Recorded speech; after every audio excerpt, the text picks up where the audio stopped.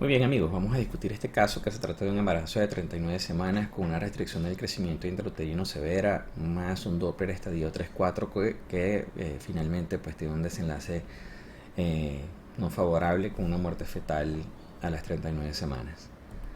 Muy bien, esta es una paciente de 24 años de edad que era una paciente primigesta con un embarazo actual muy bien controlado. De hecho tenía 6 controles prenatales, no había ninguna falta en sus controles y de hecho tenía un Doppler reciente, dos Doppler recientes de la semana previa a la que había sido referida a mi consulta. Esto fue la semana pasada. La paciente fue referida para una segunda opinión por presentar una alteración en el perfil de crecimiento que ya más o menos venía siendo evidenciada por el médico tratante desde la semana 35 y también él había evidenciado la presencia de un oligoamnio que había ido progresivamente volviéndose cada vez más severo. Aparte de esto, el médico nos reportaba un aumento en la resistencia en la onda de velocidad de flujo de la arteria umbilical. Para el momento en el cual el médico nos la refirió, la arteria cerebral media estaba normal y también nos reportaba que no había ningún tipo de patología hipertensiva materna o alguna otra patología intercurrente del embarazo que pudiera haber estado influyendo en la alteración en el perfil de crecimiento. También tenía un estudio del primer trimestre aceptable, bastante bien hecho, que nos permitía calcular muy bien la edad gestacional por esa vía y no habían no tenían un alto riesgo para alteraciones cromosómicas. La edad gestacional entonces calculada por ese primer ultrasonido fue de 39 semanas y 100 días. Como ya les dije, la paciente fue referida con un oligoamnio bastante importante. De hecho, fíjense lo difícil que era poder apreciar la anatomía. No voy a poner todas las biometrías porque me voy a concentrar más que todo en el Doppler y voy a conversar un poco sobre el desenlace final de esta paciente. Fíjense que tenía 39 semanas y la biometría, en este caso de el diámetro occipitofrontal, era para 33 semanas con una diferencia de 6 semanas. Igual pasa aquí con la longitud de fémur. Observen que tenía 39 semanas y la longitud de fémur nos daba para 32 semanas con una diferencia de 7 semanas. Y en la circunferencia abdominal también podemos observar que la diferencia también era de 7 semanas. Observen que claramente pues no hay ni siquiera un bolsillito de líquido amniótico. Vamos directamente al Doppler. Aquí nosotros podemos observar un Doppler de la arteria umbilical francamente patológico. Observen que no hay una bolsa de líquido amniótico, sino que más bien es un espacio ocupado por un asa de cordón. En este caso el índice de pulsatilidad era de 2,37. Pueden ver claramente que la diástole pues está muy cerca, casi prácticamente montada sobre la línea de base. Sin embargo, déjenme decirle que en momentos esto no era así, sino que estaba peor. La paciente hacía unas reversas intermitentes durante el trazado o el estudio de la onda de velocidad de flujo de la arteria umbilical. Y observen el índice de pulsatilidad, que es de 2,37. Más adelante vamos a usar las calculadoras de Clinic para hacer el ejercicio, pero realmente pues es un Doppler tan patológico que es fácil llegar a la conclusión que nos van a dar las tablas o las calculadoras. Fíjense que un dato importante aquí, donde podemos ver la arteria cerebral media, y observen cómo la arteria cerebral media está prácticamente dilatada en todo su trayecto con una baja pulsatilidad. Aun cuando no pongamos el Doppler espectral, podemos ver que efectivamente este vaso ha perdido mucho de su pulsatilidad y está bastante dilatado, como puede pasar en los casos ya bastante avanzados. Si nosotros retiramos esta imagen de la foto, pues cualquiera pudiera decir que estaríamos frente a una arteria umbilical. Sin embargo, se trata de una arteria cerebral media con una vasodilatación, a pesar de que, fíjense que todavía está un poquito bien, y ya lo veremos más adelante porque está en el percentil 6. Pero cuando hagamos el índice cerebroplacentario se van a dar cuenta que pues obviamente está alterado. Eh, Luego de evaluar esos vasos, nos fuimos a la evaluación del ductus venoso de Arancio, el cual, fíjense que ha perdido totalmente su forma, su morfología, y también en ocasiones este vaso hacía unas reversas, es decir, que se trataba de un Doppler estadio 3-4 con un feto muy enfermo, eh, que pues nos obligó a tomar una decisión activa.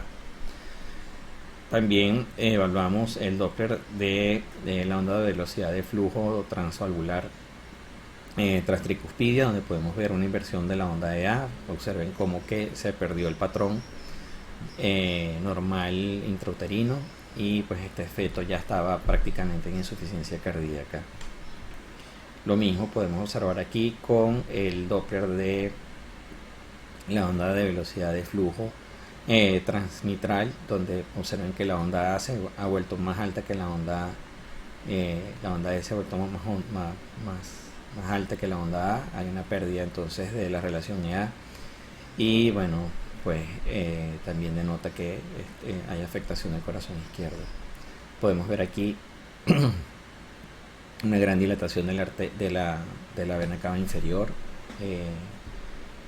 pues en correspondencia también con el cuadro ya de insuficiencia cardíaca que estaba haciendo este feto por lo avanzado del deterioro hemodinámico. Y un dato importante que muchas veces vemos, sobre todo en asas intestinales y en la vesícula biliar, es que cuando ya tenemos un feto que en un grado extremo de hipoxia se puede ver este halo, este doble halo. No sé si ustedes lo han logrado ver en algunas oportunidades en sus pacientes, pero sí yo con frecuencia lo veo en fetos hipóxicos con CIR severo a nivel de asas intestinales, y se ve como una imagen de diana a nivel de la vesícula biliar.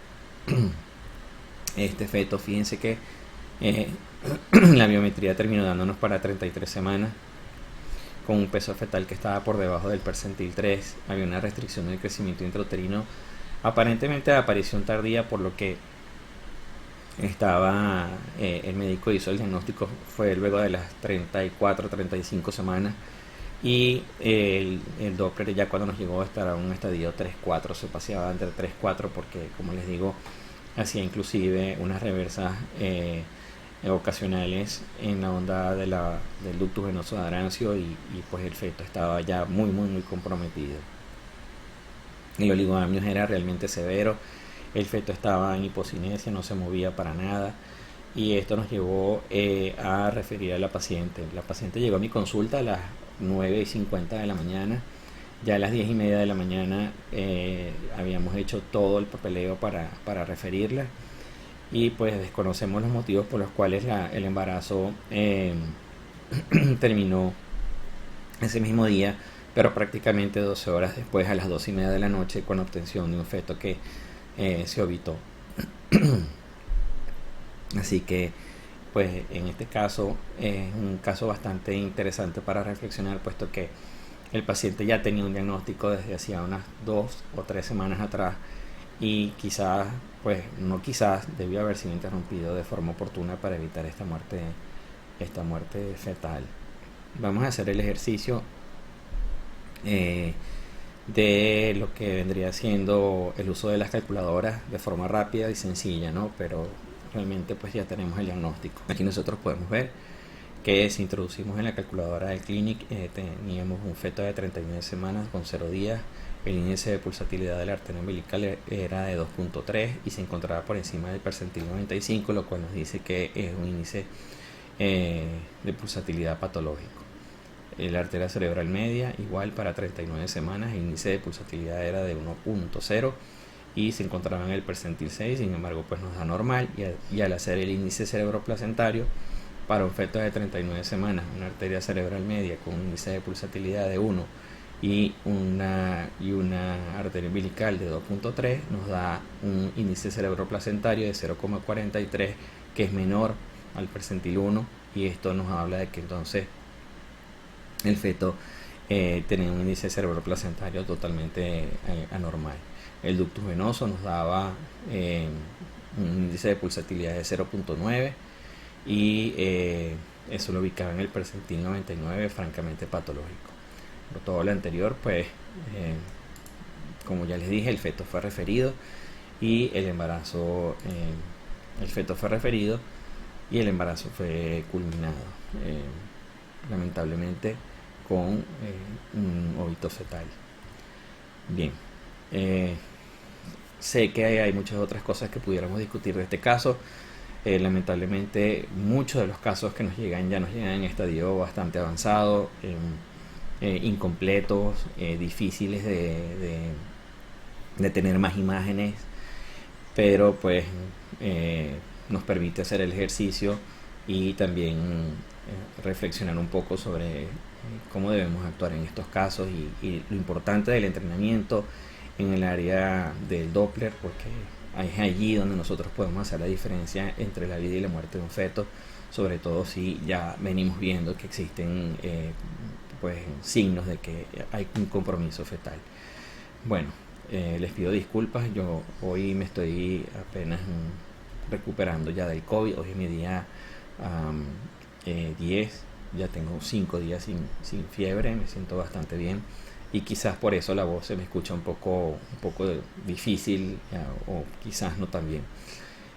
Bueno, si este video les ha sido de utilidad, les invito a darle like, a compartirlo.